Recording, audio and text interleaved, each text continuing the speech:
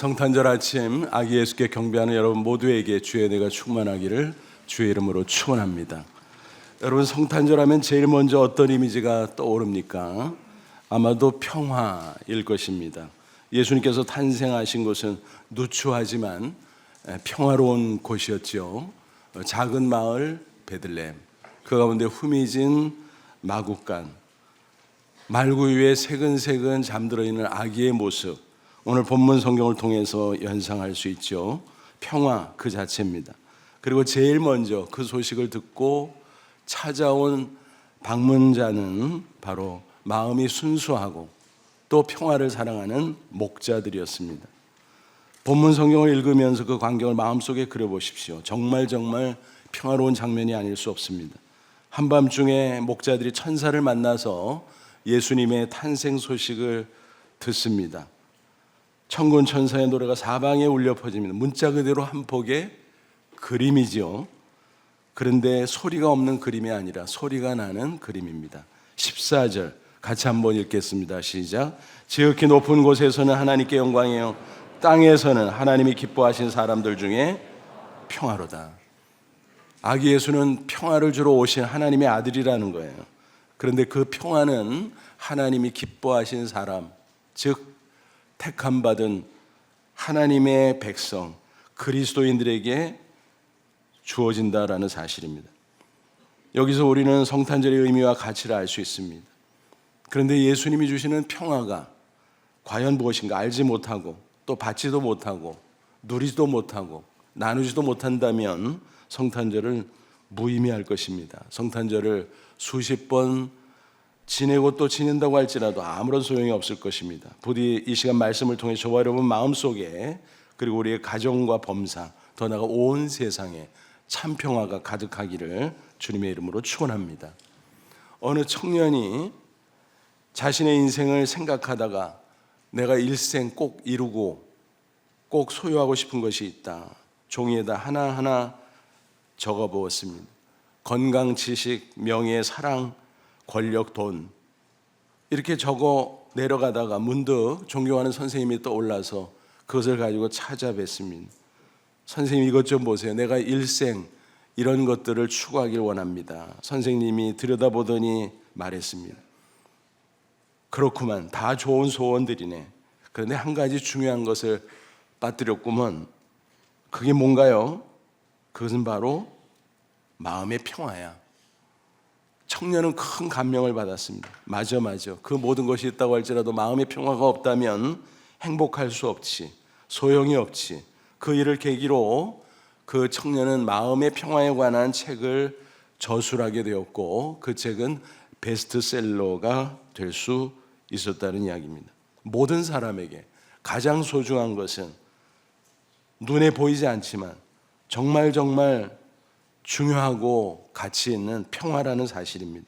그런데 안타깝게도 이렇게 모두가 평화를 희구하지만 정작 마음속에, 가정에, 사회, 세계에 평화가 없다는 사실입니다. 곳곳에 불화가 있습니다. 갈등이 있습니다. 불안이 있습니다. 근심이 있습니다. 다툼이 있습니다. 전쟁이 있습니다.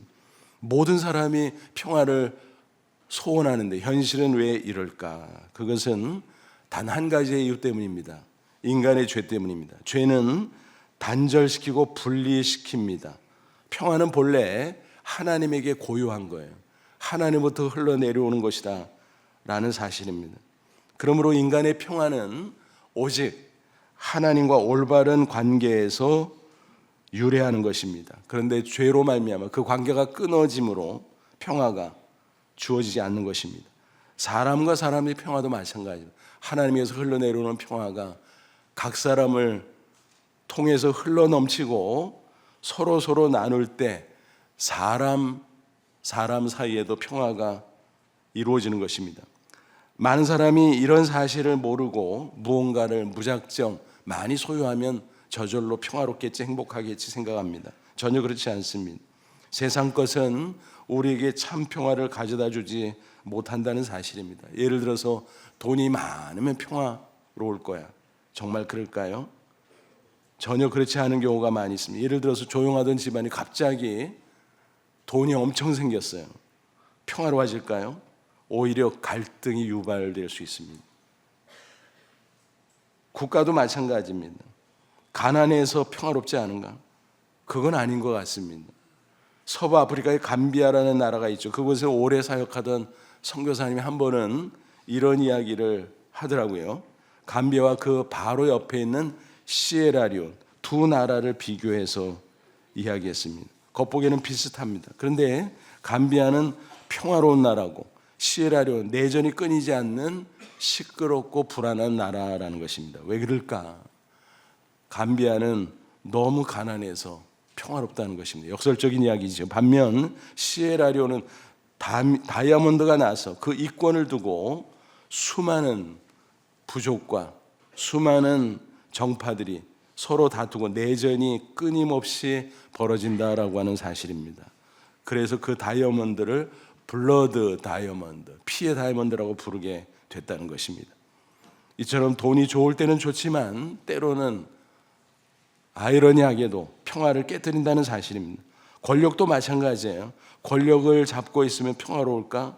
그렇지 않습니다. 권력으로 억누르고 잠깐 평화를 얻을 수 있겠죠. 하지만 언제라도 깨질 수 있는 위장 평화라는 사실입니다. 때로는 권력이 있으면 역설적으로 더 불안하고 평화롭지 못한 경우가 있습니다. 권력자들이 혼자 못 다니잖아요. 경호원들을 대동하잖아요. 우리같이 평범한 사람들은 권력이 없으니까 오히려 거리를 홀로 활보할 수도 있습니다. 참 아이러니한 거죠. 정말 그렇습니다. 무엇을 많이 소유하면 평화로울 것 같은데 전혀 그렇지 않다라는 사실입니다. 착각이라는 것입니다. 잠시는 그런 것 같습니다. 하지만 가만히 들여다보면 그게 아니라는 것입니다. 그런 평화는 마치 휴화상과 같은 사이비 평화라는 것입니다. 하나님이 없이는 세상 그 어디에도 그 누구에게도 평화는 없습니다. 그러므로 참 평화를 얻으려면 뭐가 필요하다고요? 무엇보다 먼저 하나님을 만나야 한다는 사실입니다. 그래야 하나님으로부터 흘러내려오는 참 평화를 얻을 수 있기 때문입니다. 그런데 문제가 뭐지요? 앞서 말씀드린 것처럼 인간의 죄 때문에 하나님과 인간의 관계가 단절되어 버렸다라고 하는 것입니다. 또 그로 인해서 사람과 사람 사이의 관계도 단절이 되는 것입니다. 창세기 1장 2장 보면 하나님이 인간 하나님의 형상대로 창조한 기록이 나오지요. 그때는 하나님과 인간 또 인간과 인간 사이에 참 평화가 있었습니다. 그런데 3장에서 하나님과의 언약 관계의 상징인 선악과를 인간이 따먹은 이후에 하나님과 인간과 인간 사이에 관계가 깨지고 평화는 사라지고 맙니다.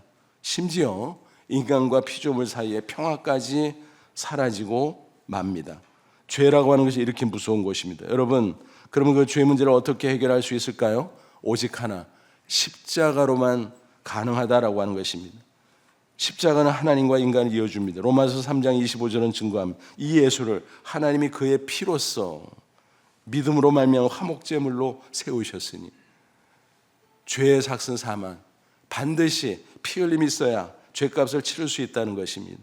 그래서 하나님께서 독생자 예수님 이 땅에 인간으로 보내시고 대속의 십자가에 피 흘려 죽는 화목제물로 삼으셨다.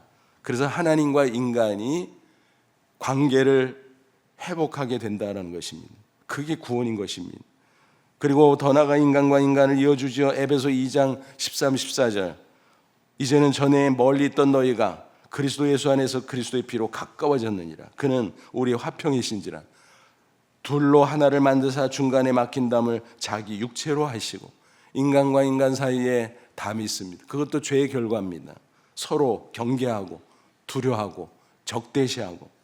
그런데 예수 그리스도 십자가로 평화를 이룰 수 있다라는 것입니다.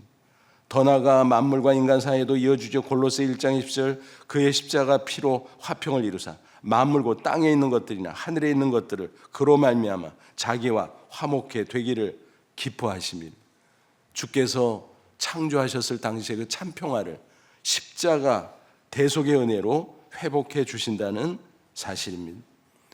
존 리차드슨 선교사의 유명한 이야기죠. 그는 인도네시아 이리안자야에서 오랜 세월 사역했습니다. 그런데 사위족 속 가운데 사역을 하다가 그들 가운데 오랜 역사를 이어오는 악습이 있다는 사실을 발견하게 됩니다. 다른 부족과 일정 기간 평화를 지속하다 갑자기 배반하고 학살합니다. 심지어 인육까지 먹습니다. 그러다 보니까 부족과 부족 사이의 배반과 복수가 반복되는 것입니다. 그들은 그 문제를 해결하고자 자구책을 마련했는데 그것은 한 부족이 다른 부족에게 한 아이를 보낸다는 것입니다. 그리고 그 아이를 화해의 아이, peace child, 평화의 아기죠. 그러면 그 아이를 받은 부족도 상대 부족에게 한 아이를 보냅니다. 화해의 아이와 화해의 아이죠. 그러면 그 아이들로 인해서 평화가 유지된다는 것입니다. 하지만 그것은 잠깐 미봉책에 불과합니다. 언제라도 깨질 수 있는 불완전한 평화라는 것입니다. 선교사는 그 풍습을 보고 힌트를 얻었습니다. 아, 진짜 평화의 아기가 있는데 추장에게 예수님을 소개했습니다. 진짜 평화의 아기 예수 그리스도 소개해 줄 때 그 추장도 큰 감명을 받아. 맞아 이게 진짜구나. 그로 인해서 그 악습이 폐지되고 예수 그리스도를 부족 전체가 영접하게 됩니다. 그리고 최초의 교회가 1972년에 봉헌되었다는 놀라운 사실입니다. 그렇습니다. 예수님께서 하신 일이 바로 그겁니다. 하나님의 아들과 평화의 아기로 오셔서 하나님과 인간 사이의 평화, 인간과 인간 사이의 평화, 온 땅의 평화를 이루신다라고 하는 사실입니다. 마지막 십자가의 화목제물이 되심으로 그리고 부활하심으로써 하나님의 아들임과 구세주 되심을 증명함으로 누구든지 그 복음을 믿으면 죄와 사망에서 구원받고 영생 얻고 참 평화를 누리게 된다라고 하는 사실입니다. 그렇다면 우리 그리스도는 어떤 사람입니까? 참 평화를 누리는 사람입니다. 그리고 더 나아가 나눠주는 사람입니다. 이것이 바로 그리스도인의 특권이요 또한 책임인 것입니다. 그런데 예수님을 영접하고도 여전히 평화를 누리지 못하는 경우가 얼마나 많은지 몰라요. 마음의 평화가 없다. 여러분, 우리가 예수 믿고 신앙생활에서 마음의 평화가 없다? 그건 문제가 있는 겁니다. 신앙생활을 처음부터 다시 재점검해야 됩니다. 평화가 신앙생활의 가장 기본적이고 영생의 본질인 것입니다. 가정에도 평화가 없고 사람들에게 평화가 없고 오히려 우리는 그들에게 평화를 나눠줘야 될 사람들이다라는 것입니다. 예수님의 마음 중심 오직 그 뜻대로 순종하면 반드시 마음의 평화가 임합니다. 자꾸 내 뜻대로 살려고 고집하고 욕심을 부리고 성질을 내면 평화는 여지없이 깨져버립니다. 많은 그리스도인이 평화의 특권을 받았음에도 불구하고 제대로 누리지 못하는 이유가 뭡니까? 평화의 주님, 마음의 왕으로 모셔야 되는데 그리고 그분의 다스림을 받아야 되는데 그 자리에 내가 앉아요. 자아가 앉아요. 자아래봐야 죄인인데 그러다 보니까 거기서 평화가 깨지는 것입니다. 여러분, 마음이 요동하고 평화가 없을 때면 즉시 평화의 아기로 오신 예수 그리스도를 생각하십시오. 그리고 다시 한번 마음의 중심에 모십시오. 그러면 마음의 참 평화가 회복될 줄로 믿습니다. 평화의 기도로 유명한 성 프란치스코의 이야기입니다. 어느 날 마을에 가서 우물에서 물을 깃는 여인을 관찰할 기회가 있었습니다. 가만히 보니까 물통에 물을 가득 담은 뒤에 나무 조각을 그 위에 띄우는 거예요. 그리고서 짊어지고 갑니다.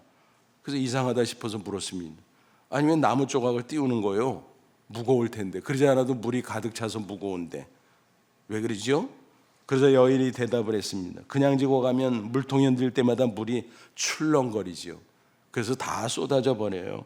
그런데 나무 조각을 얹어 놓으면 중심을 잡아주기 때문에 물이 넘치지 않습니다.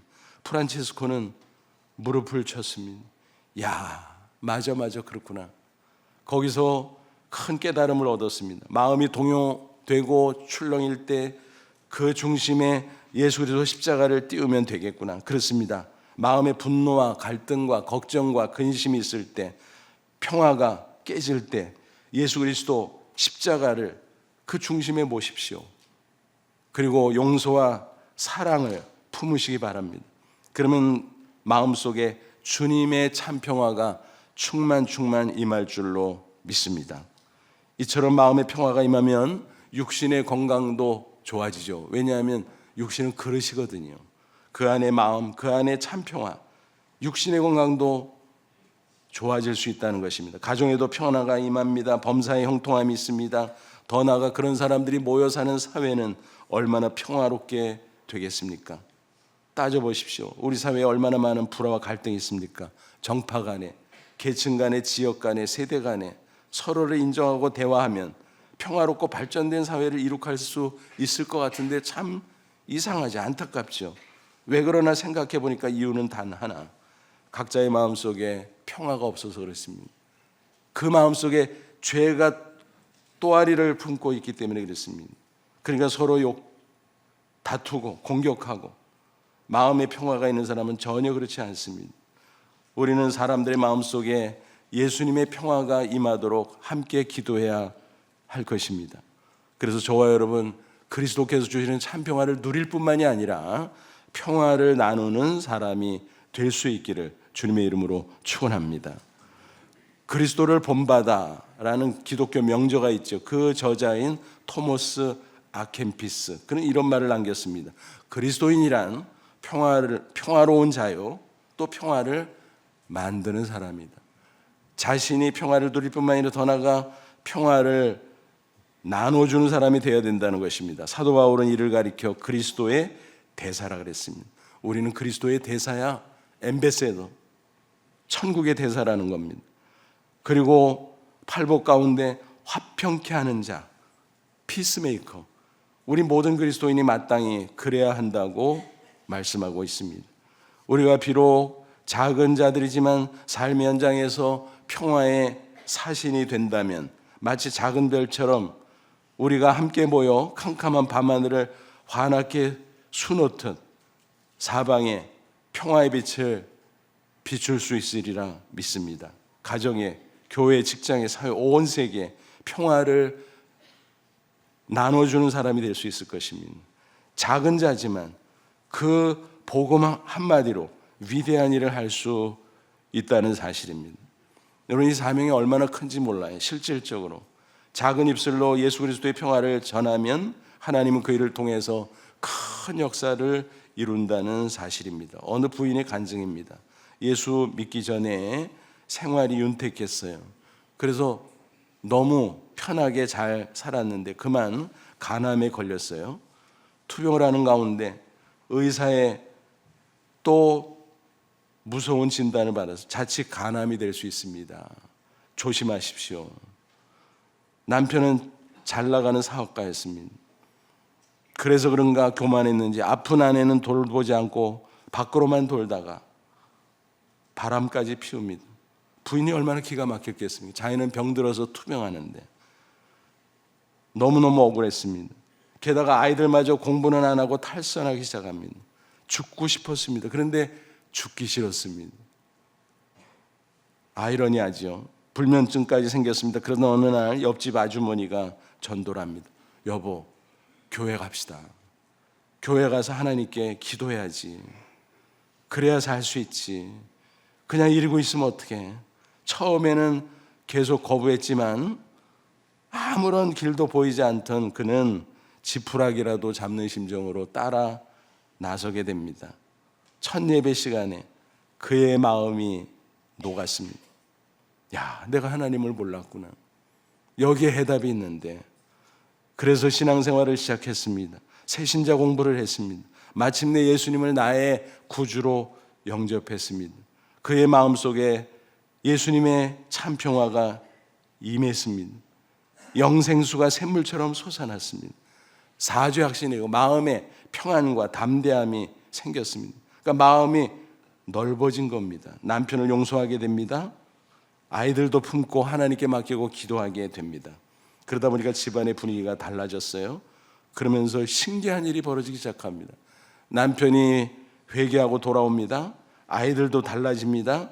완전히 새로운 삶이 펼쳐졌습니다. 천국 가정이 되어버린 것입니다. 여러분, 평화의 아기로 오신 예수 그리스도가 우리 개인의 왕이 되시고 가정의 왕이 되시면 이런 놀라운 일이 생기는 줄로 믿습니다. 그러다 보니까 질병도 저절로 완치됐다는 놀라운 사실. 그 부인이 이렇게 고백을 했습니다. 예수님이 주신 마음의 평화가 있었기에 인생의 거친 파도를 헤쳐나올 수 있었습니다.